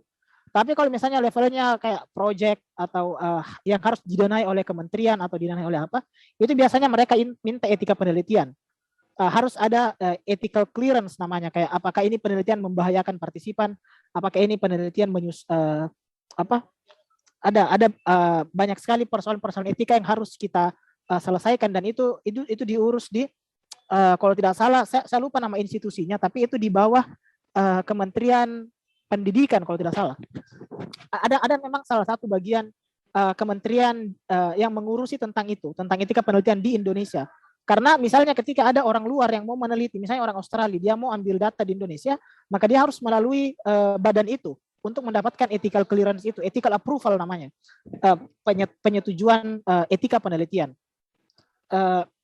Tapi di Indonesia itu memang orang tidak pusing tentang itu, karena kita masih tidak terlalu peduli dengan etika. Padahal di luar negeri etika penelitian itu adalah hal yang sangat wajib. Pengalaman saya dalam menyelesaikan tesis yang sedang saya kerjakan ini, itu kan saya kerjakan kurang lebih selama setahun lebih lah, 1,5 tahun. Setengah tahunnya itu untuk mengurus etika penelitian. Jadi ada banyak sekali proses yang harus kita lalui supaya menjaga kerahasiaan, memastikan bahwa penelitian ini tidak membahayakan siapa-siapa dan lain-lain sebagainya. Seperti itu. Mohon maaf di sini agak berisik, di sebelah sedang ada kegiatan. Ada pertanyaan lagi yang dari chat dari Ibu atau Bapak ya, ini Ibu kayaknya, Ibu Agustina. Apa perbedaan penelitian kualitatif, kuantitatif, dan etnografi? Cenderung ke pengertian ya Bapak mungkin kalau untuk pertanyaan Bu Agustina. Silahkan Bapak Andi. Oke, jadi sebenarnya secara umum itu metode penelitian itu ada 3 ya. Ada kualitatif, kuantitatif, dan mix method. Kuantitatif ya seperti yang banyak digunakan oleh teman-teman di sosiologi. Survei yang pakai angket, pakai Google Form, kemudian diolah pakai secara manual atau misalnya melalui sistem aplikasi kayak SPSS dan lain-lain. Dan itu mencakup banyak jangkauan gitu ya. Kita sebarkan kuesioner, kemudian dianalisa kuesionernya, jawabannya seperti apa, dan ditarik kesimpulan dari situ. Itu kuantitatif. Jadi memfokuskan pada kuantitas atau jumlah. Sementara kualitatif itu lebih kepada tidak perlu banyak responden, tapi kita mengutamakan kualitas. Misalnya hanya mewawancarai 10 orang atau 15 orang, tapi dalam dan mendetail gitu. Kemudian ada namanya mixed method, kayak mencampur kedua metode ini. Jadi kita menggunakan wawancara yang mendalam, tapi juga kita menggunakan survei. Nah, etnografi ada di mana? Etnografi itu adalah turunan dari dia bisa masuk ke dalam kualitatif. Pada umumnya orang menggunakan etnografi itu bagian dari kualitatif itu sendiri. Jadi dia tidak berdiri sendiri, tapi dia berada di merupakan salah satu proses penelitian sekaligus hasil karya dari penelitian kualitatif. Itu adalah etnografi. Dan juga bisa digunakan di mixed method seperti itu. Jadi itu perbedaannya ya. Baik Bapak, terima kasih. Mungkin masih ada yang ingin ditanyakan Ibu Bapak hebat yang ada di seluruh Nusantara yang mengikuti webinar kali ini. Kita masih ada waktu 10 menit sebelum Bapak Andi Batara closing statement. Dipersilahkan jika masih ada yang mau bertanya. Oke, Bapak ada yang dari chat ini. Bagaimana cara membedakan penelitian kita berkualitas apa tidaknya, seperti apa Pak untuk menentukan bahwa penelitian kita itu berkualitas? Ya, saya kira tadi sudah saya jelaskan juga ya kalau ada 2 itu ya. Yang pertama kita lihat secara substansi, yang kedua secara teknisnya gitu. Ya. Iya. Ibu dan Bapak hebat, ini ada satu slogan yang tadi saya lihat di PPT-nya Bapak Andi, banyak membaca dan tingkatkan jam terbang, luar biasa. Kita itu mungkin belum terbiasa mungkin ya Pak Andi ya, ketika mau menulis sesuatu itu baru hanya ada di benak saja. Saya mau menulis sesuatu nih, tapi tidak action. Nah Ibu Bapak, ketika kita tidak action maka tidak akan menghasilkan suatu tulisan apapun. Maka mulailah dari sekarang, jika Ibu dan Bapak memiliki sebuah ide-ide yang akan dijadikan sebagai sebuah penelitian, terutama di dalam menulis etnografi, maka tuangkanlah dalam sebuah tulisan Ibu dan Bapak. Karena kita tidak terlepas dalam kehidupan kita sehari-hari, tiap detik itu selalu berada di medsos, HP selalu di tangan, secara tidak langsung kita bisa menggali informasi di media apapun. Baik, Bapak Andi di sini ada yang raise hand. Selamat datang Pak Gus Lutfi, silakan. Pak Gus Lutfi, silakan raise hand. Assalamualaikum warahmatullahi wabarakatuh. Waalaikumsalam Gus. Luar biasa, saya dapat inspirasi banyak dari kegiatan antropologi ini. Meskipun kita lintas mapel ya, kebetulan kami mapel fikih, usul fikih. Kami berada di satu madrasah ini sudah 25 tahun Bapak, jadi sejak 96 sampai 2021 saya masih di Mandua Lamongan, nggak pindah-pindah ini. Terkait dengan antropologi ini sangat menarik karena di madrasah kami itu juga alhamdulillah sudah lama membuka jurusan bahasa. Nah di jurusan bahasa itu juga diajarkan antropologi, bahkan dulu belum ada aturan sertifikasi. Saya pernah jadi guru geografi itu 5 tahun, pernah jadi guru sejarah dunia 5 tahun, padahal background PAI. Jadi yang kami tanyakan gini, selama saya 25 tahun mengajar, itu saya dapat mengkelompokkan siswa-siswi kami menjadi 4 kelompok. Kelompok yang pertama ini kelompok ideal. Kelompok ideal ini terkait dengan penelitian loh ya, terkait dengan penelitian, juga terkait dengan keberanian anak tampil di depan publik. Itu selama saya amati kelompok yang pertama itu ideal, artinya siswa-siswi yang antara bahasa tulis dengan bahasa lisan itu sama-sama bagus. Ini prosentasenya tapi kecil, hanya 10%. Kemudian kategori yang kedua itu siswa-siswi kami yang bahasa lisannya bagus, bahasa tulisnya lemah. Ini prosentasenya sekitar 20%. Kemudian yang ketiga, siswa-siswi kami yang bahasa tulisnya tadi yang kedua tadi kan bahasa lisannya bagus, tulisnya lemah. Yang ketiga ini bahasa tulisnya bagus, bahasa lisannya lemah, dan yang terakhir ini yang prosentasenya paling banyak. Antara bahasa tulis dengan bahasa lisan sama-sama lemah. Ini mungkin prosentasenya hampir 50%. Ya, pertanyaan saya, bagaimana kiat-kiat Bapak Ibu guru agar anak ini bisa mencapai yang ideal tadi, bahasa tulisnya bagus, penelitian tentang etnografi tadi bagus misalnya, presentasi juga bagus. Ini yang pertama. Kemudian yang kedua, sebenarnya kalau kita lihat kenyataan di lapangan, polling yang saya lakukan sederhana, sebenarnya anak itu banyak yang memilih jurusan bahasa. Tapi sayangnya madrasah kadang, kepala madrasah itu melihat karena banyaknya guru IPA, akhirnya yang dominan dimasukkan di situ, IPA-nya yang diperbanyak. Bahasanya hanya 1 kelas, padahal bahasa itu banyak diminati. Ya, ini mungkin Pak Andi selaku narasumber dan teman-teman bagaimana agar bahasa kembali menjadi ikonnya madrasah lagi. Saya kira itu, terima kasih. Assalamualaikum warahmatullahi wabarakatuh. Wabarakatuh. Silakan Pak Andi.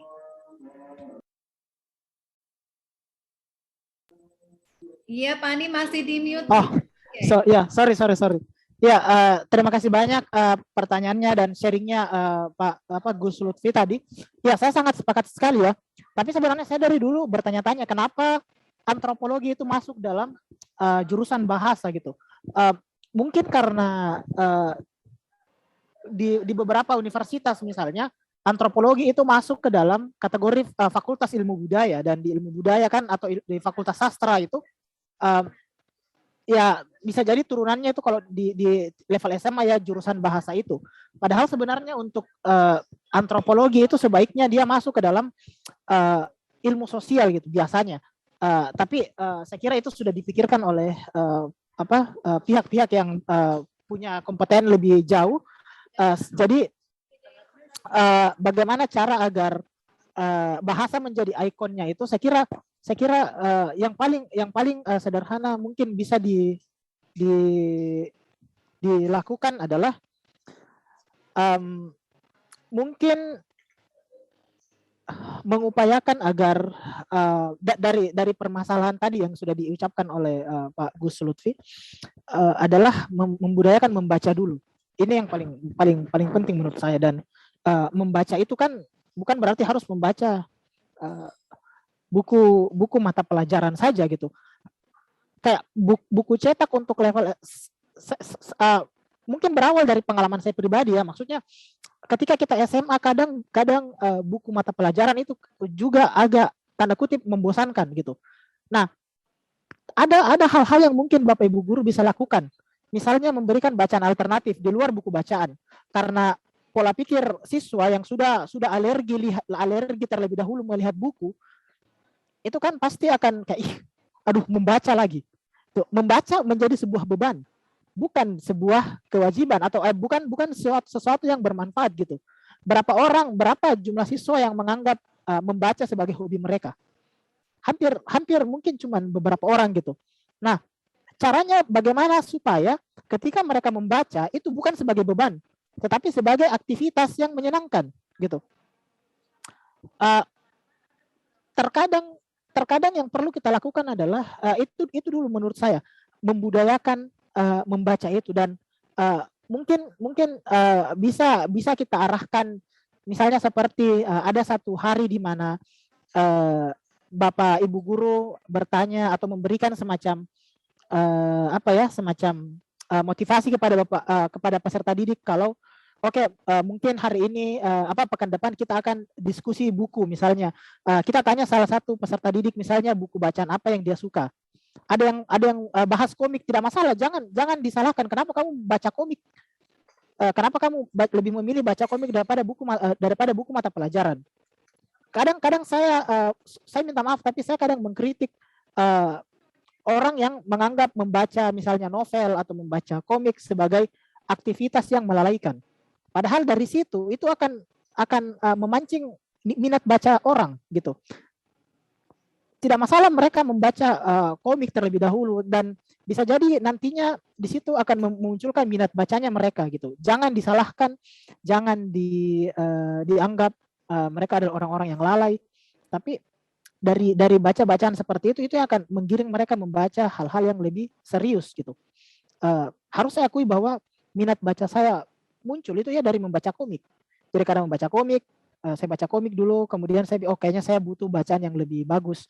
Akhirnya saya ganti menjadi membaca hal-hal yang lebih serius, misalnya baca buku sejarah, baca buku tanda-tanda kiamat,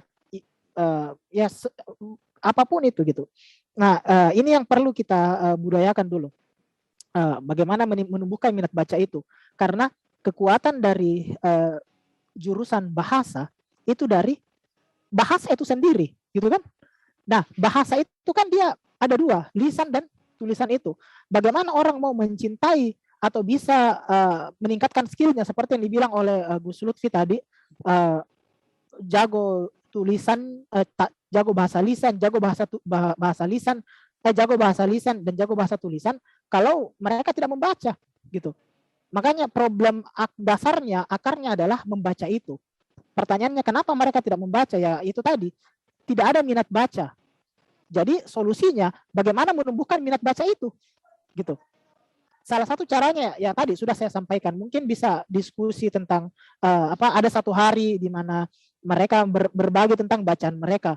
Kalau ya ada mungkin yang mau berbagi tentang, oh iya Pak, saya suka membaca komik. Ya tidak masalah, digali terus kenapa suka baca komik dan lain-lain. Mungkin ada, oh ya saya suka baca novel. Oh iya saya suka baca misalnya tulisan-tulisan di website. Oh iya saya suka baca statusnya orang di Facebook. Tidak masalah. Yang penting mereka punya niat untuk membaca dulu gitu. Itu dulu. Saya kira seperti dulu ya Pak Gus Lutfi, Bu Moderator, mohon maaf kepanjangan jawabannya. Ya, tidak apa-apa Bapak. Sebentar, mohon maaf di sini sedang adzan ya. Bagaimana di sini masih ada yang raise hand? Apa dikasih kesempatan Pak Andi untuk satu orang lagi untuk bertanya, atau mau langsung closing statement saja? Saya serahkan ke Ibu Moderator lah. Ya, baik Ibu Siti Jazirah, dipersilahkan untuk bertanya. Satu orang lagi. Ibu Siti Jazirah, dipersilahkan. Tampaknya masih di mute Pak Andi, Bu Sitinya. Kalau di chat sebentar saya lihat. Bu Siti. Ya, halo, assalamualaikum. Halo, assalamualaikum. Waalaikumsalam warahmatullahi wabarakatuh. Silakan Ibu. Ya, terima kasih waktunya Ibu yang sudah memberikan waktu kepada saya di detik-detik terakhir ini. Sebenarnya saya ingin berlama-lama ini dengan Mas Andi karena sangat menarik dan luar biasa. Saya dari Bangkalan, dari negeri yang sangat jauh sekali. Mas Andi, terkait dengan apa yang jenengan sampaikan tadi bahwa menulis etnografi dengan beberapa kiat-kiat dan sebagainya. Kami selaku guru di madrasah ada beberapa hal yang menjadi sebuah kesulitan bagi kami, khususnya untuk menulis, karena menulis ini butuh proses yang sangat lama dan panjang, itu menurut saya. Mungkin atau barangkali Mas Andi ini punya kiat-kiat khusus. Saya melihat dari dari Mas Andi berbicara terkait dengan penulisan etnografi, sepertinya sangat gampang sekali. Barangkali kepada penyelenggara atau panitia untuk mapel antropologi, mudah-mudahan nanti ada kelanjutan daripada webinar ini sehingga kita bisa mengambil ilmu dari Mas Andi ini. Pertanyaan saya, kami ini terus terang juga ada kesulitan karena saya juga pernah mengajar di mapel antropologi yang ada di jurusan sejarah karena saya sendiri adalah guru sejarah. Di jurusan bahasa maksud saya yang kebetulan saya juga mengajar antropologi dan juga sejarah. Tulisan-tulisan anak ini seperti yang disampaikan oleh Gus Lutfi dari Lamongan tadi memang sangat beragam. Ada yang hanya pandai secara lisan, tidak pandai secara tulisan. Ada yang pandai dua-duanya atau bahkan ada yang tidak pandai sama sekali. Artinya baik tulisan maupun lisan. Nah ini yang ingin kami meminta ilmu dari kalau boleh kepada Mas Andi ini apa yang harus kami lakukan selaku guru karena saya sendiri sebagai guru pun juga tidak pandai menulis. Kalau secara lisan ada sedikit pengetahuan tetapi secara etika penulisan atau ini dan sebagainya kami sangat minim. Mungkin kalau memang bisa dijawab sekarang ya berterima kasih atau juga nanti bisa dilanjutkan pada pertemuan-pertemuan berikutnya. Saya sangat berterima kasih sekali. Itu yang bisa saya sampaikan. Terima kasih kepada Ibu Moderator. Wassalamualaikum warahmatullahi wabarakatuh. Waalaikumsalam warahmatullahi wabarakatuh. Dipersilakan Pak Andi. Ya, terima kasih banyak Bu pertanyaannya. Saya kira tadi ini sesuai dengan pertanyaannya Gus Lutfi ya, tentang masalah itu dan saya kira saya juga sudah memberikan solusi tadi terkait apa sih yang kira-kira bisa dilakukan. Mungkin saya akan bahas suatu cerita ya. Jadi mohon maaf ini saya bercerita lagi. Jadi ada kalau Bapak Ibu sekalian pernah menonton atau baca bukunya tentang The Freedom's Writer. Jadi dulu di California di US itu ada sebuah sekolah pembuangan gitu, sekolah yang isi siswanya itu adalah orang-orang yang bermasalah. Ada pecandu narkoba, ada yang orang broken home dan lain-lain. Dan ya namanya sekolah pembuangan gitu kan, ya orang-orangnya bermasalah semua. Nah, suatu ketika ada seorang guru yang diutus ke sana untuk bahasa halusnya memperbaiki mereka. Nah, yang pertama ibu guru ini lakukan adalah menyuruh siswanya untuk menulis diary atau buku harian. Jadi menulis buku harian tentang apa masalahnya, kenapa siapa dia, dari keluarga mana dia, kenapa bisa bermasalah dan lain-lain. Nah, kemudian setelah itu mereka disuruh membaca banyak buku-buku motivasi seperti Personality Plus dan lain-lain. Pokoknya buku-buku yang menyenangkan bagi mereka. Nah, setelah itu tulisan-tulisannya itu mereka disuruh tulis lagi. Misalnya kira-kira apa alasan kenapa orang lain tidak perlu menjadi seperti Anda? Apa suka dukanya misalnya menjadi orang yang broken home? Apa suka dukanya misalnya menjadi pecandu narkoba dan lain-lain? Nah, ternyata ketika mereka menulis itu, mereka secara tidak langsung sadar bahwa ini ternyata adalah pekerjaan yang salah gitu. Jadi mereka sadar sendiri gitu. Karena mereka dianggap mungkin tulisan saya bisa menginspirasi orang dan akhirnya satu kelas ini yang berisi 40 orang itu kemudian mereka mendirikan yayasan. Namanya Freedom's Writer, kalau tidak salah Freedom's Writer Foundation yang menjadi yayasan di mana mereka akan membiayai orang-orang yang bermasalah seperti mereka.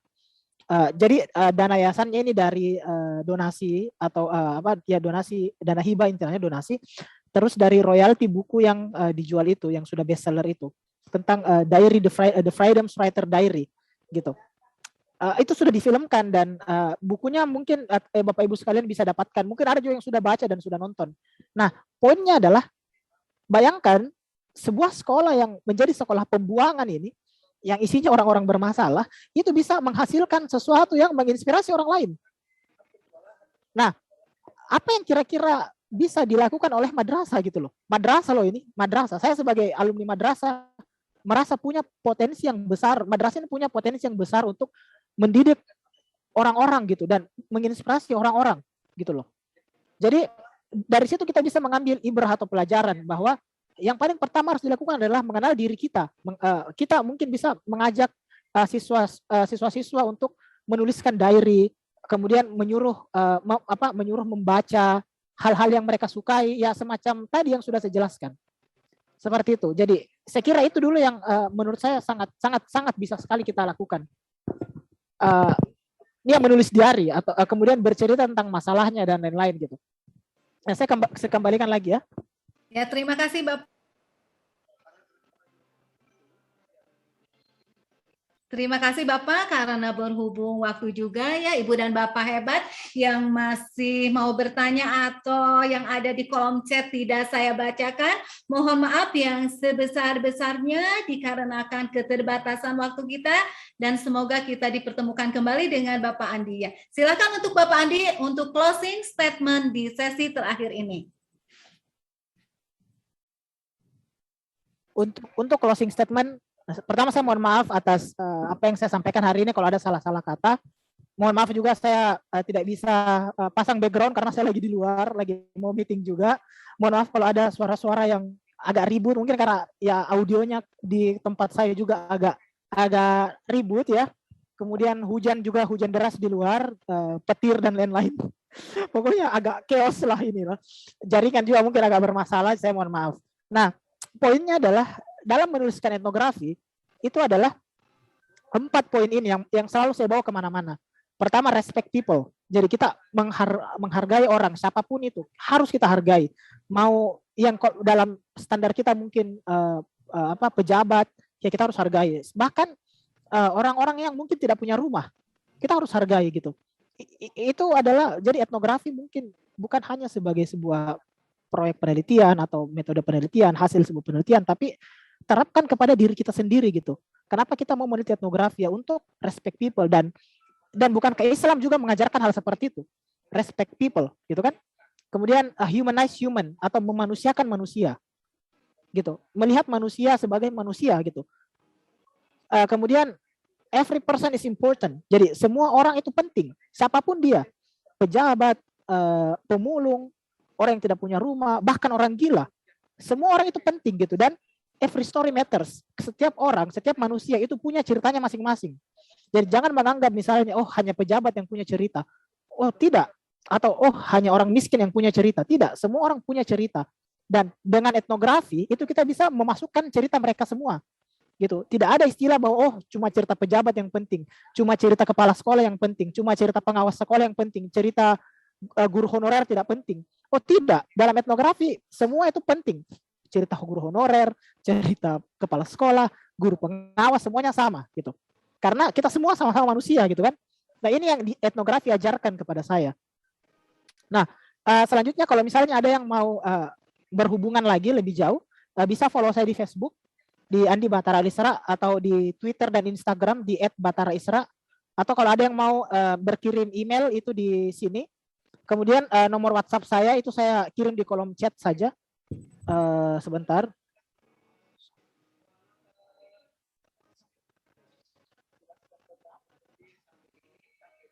Ya, saya tuliskan nomor WhatsApp saya. Siapa tahu masih ada yang mau diskusi, sharing, atau misalnya mau lebih jauh membahas tentang etnografi ini, mau bikin praktik atau segala macam. Saya sangat senang kalau bisa berkontribusi untuk madrasah gitu. Karena saya sebagai alumni madrasah kan ikhlas beramal gitu, ikhlas beramal ya. Ya, saya kembalikan ke Ibu Moderator. Terima kasih banyak. Terima kasih Bapak atas pemaparannya. Baiklah Ibu Bapak hebat yang ada di seluruh